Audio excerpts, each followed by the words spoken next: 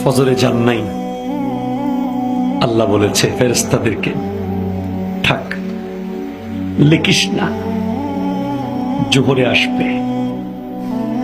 আমার বান্দা তো, আল্লাহ পানি বন্ধ করে দেব, না না না, আমার বান্দা। খানা বন্ধ করে দেব, না না না, আমার বান্দা। আমি না গাফফার, আমি আল্লাহ না ক্ষমাকারী। আল্লাহ দোষগুলো দুনিয়াকে দেখাই দেব, না না না, আমি সত্তা।